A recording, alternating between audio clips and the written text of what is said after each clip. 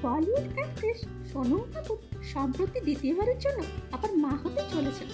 আর তাই গত রবিবার 4 ফেব্রুয়ারি মুম্বাইয়ের নিজ বাসভবনে সোনমের বেবি শাওয়ার অনুষ্ঠান অত্যন্ত ধুমধামের সঙ্গে পালন করা হয়েছিল। বলিউডের অনেক স্টারই হবুমাকে অভিবাদন জানাতে এই অনুষ্ঠানে উপস্থিত হন। অনুষ্ঠানে অংশ নেন অর্জুন কাপুর, মাসাবা গুপ্তা, রুমি পেডনেকর, কারিনা কাপুর, খুশি কাপুর, অংশুলা কাপুর, অনুপম খের, শাবানা আজমি ও আরও অনেকে। এছাড়াও সোনমের ফ্যামিলি ও তার হাজব্যান্ড আনন্দের ফ্যামিলির সকলে এই অনুষ্ঠানে অংশ নেন।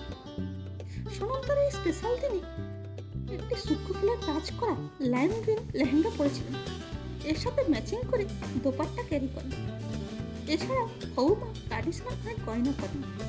সোনম গলাতে নেকলেস, কানে ম্যাচিং দুল ও চুড়ি পরে তার লুক কমপ্লিট করেন। অন্যদিকে সোনমের হাজব্যান্ড আনন্দ আহুজা হোয়াইট কুর্তা পাজামা পরেন। এই কাপল তাদের পুরো বাড়িটি ফুল দিয়ে ডেকোরেশন করে, যা বাড়িটিকে অত্যন্ত মনোরম করে তোলে।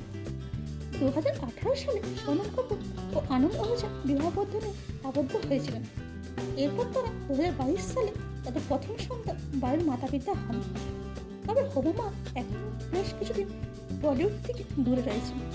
আর দ্বিতীয় সন্তানের জন্মের পর আবার তিনি কোনো প্রজেক্ট করবেন কিনা তা এখনো পর্যন্ত জানা যায়নি।